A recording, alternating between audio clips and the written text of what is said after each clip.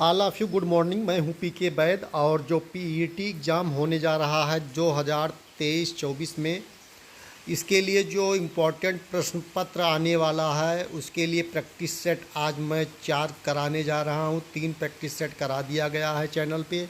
अगर आपने नहीं देखा है तो आप प्लेलिस्ट में जाके जो है प्रैक्टिस सेट को लगातार सॉल्व कर लीजिए, क्योंकि प्रैक्टिस सेट से जो मैं करवा रहा हूँ ये इम्पोर्टेंट प्रश्न होते हैं और इनमें से काफ़ी प्रश्न जो है विगत जो है पेट्स एग्जाम्स में पूछे जा रहे हैं।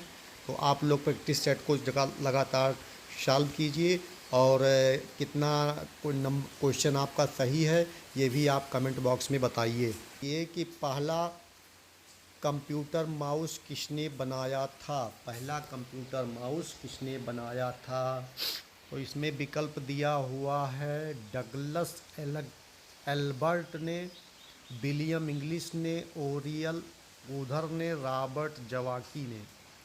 तो इसका कौन सा विकल्प सही होगा? इसका विकल्प ये सही होगा, इसे आप टिक कर लीजिए।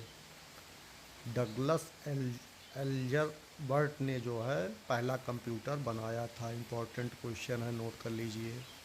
प्रश्न नंबर 2 देखेंगे। प्रश्न नंबर 2 में दिया है कर्क तथा मकर दोनों रेखाएं किन महाद्वीपों से गुजरती हैं।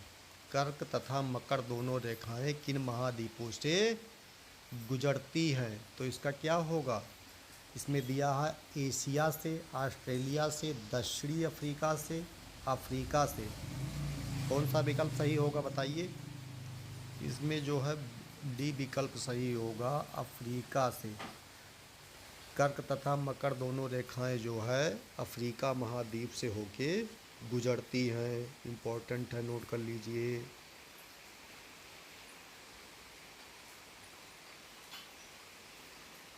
प्रश्न नंबर 3।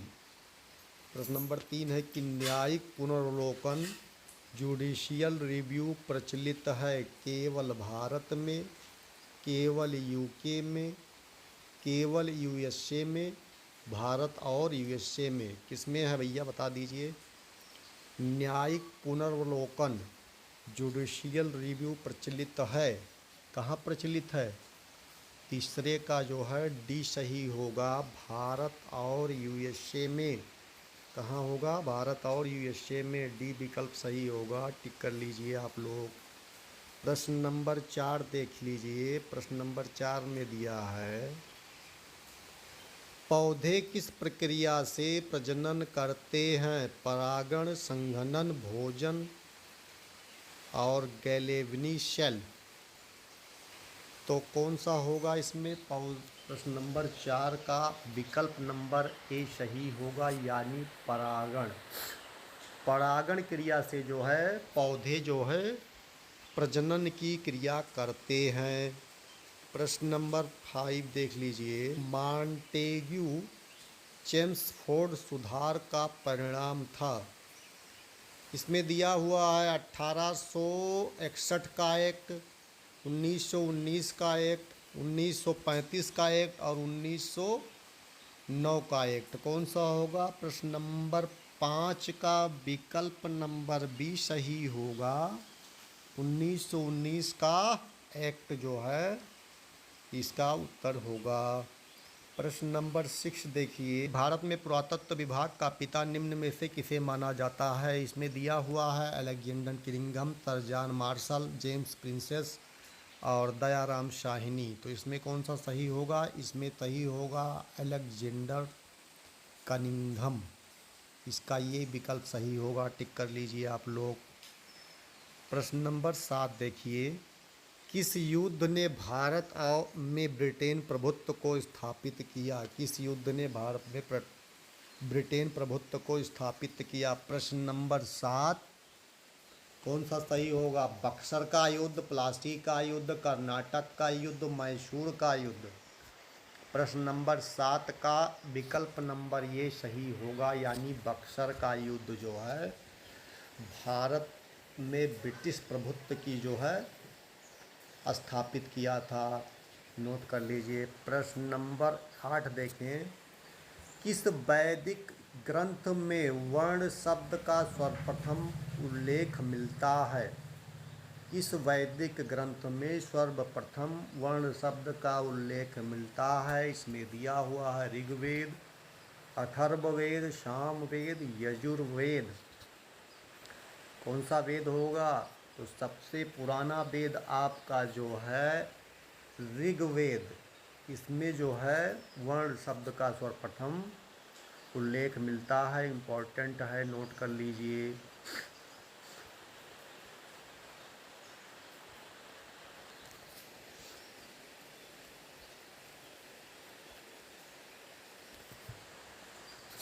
प्रश्न नंबर 9 देखें। प्राचीन सिक्कों पर बीड़ा बजाते हुए दिखाया गया हिंदू राजा था।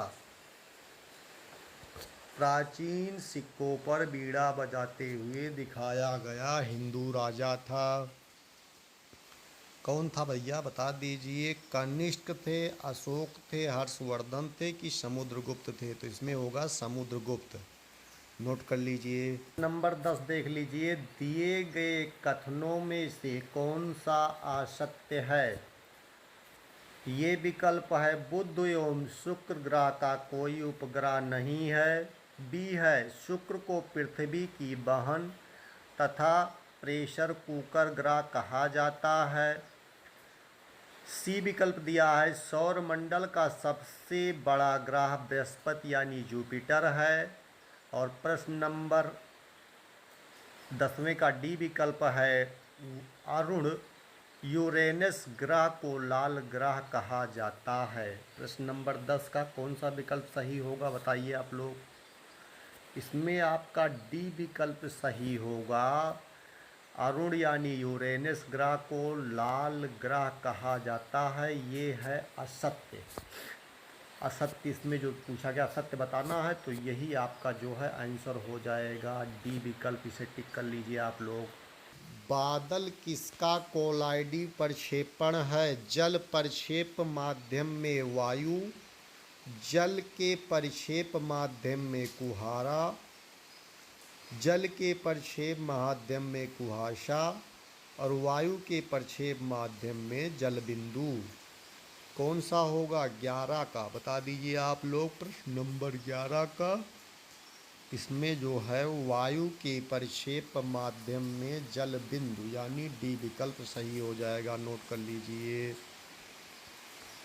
प्रश्न नंबर 12 देखेंगे। पदार्थ की चौथी अवस्था क्या होती है? पदार्थ की चौथी अवस्था क्या होती है? इसमें दिया है गैस, वाष्प, प्लाज्मा, इलेक्ट्रॉन। 12 का कौन सा सही होगा? इसमें सी सही होगा, प्लाज्मा। 12 का सही होगा सी, प्लाज्मा होगी। पदार्थ की चौथी अवस्था क्या होगी? प्लाज्मा। प्रश्न नंबर 13 देख लीजिए। 13 में दिया है लैबर्ट नियम किससे संबंधित है? परावर्तन, अपावर्तन,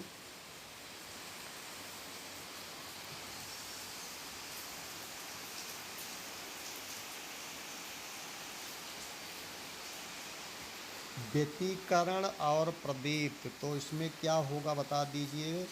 प्रश्न नंबर 13 का क्या सही होगा? डी विकल्प यानी प्रदीप्त होगा। टिक कर लीजिए आप लोग। क्या होगा? प्रदीप्त, डी टिक कर लीजिए। प्रश्न नंबर 14 दिया है। निम्नलिखित में से कौन सा नियम इस कथन को अवैध ठहराता है कि द्रव का न सृजन किया जा सकता है और न विनाश? ऊर्जा संरक्षण का नियम, ला सातेलिए का नियम, द्रव्यमान संरक्षण का नियम, पराशरण का नियम। कौन सा होगा बता दीजिए। प्रश्न नंबर 14 का क्या सही होगा? डी यानी सी विकल्प सही होगा, द्रव्यमान संरक्षण का नियम। इसे जो है बताया गया है कि द्रव्य का ना सृजन किया जा सकता है ना विनाश किया जा सकता है, द्रव्यमान संरक्षण का नियम होगा।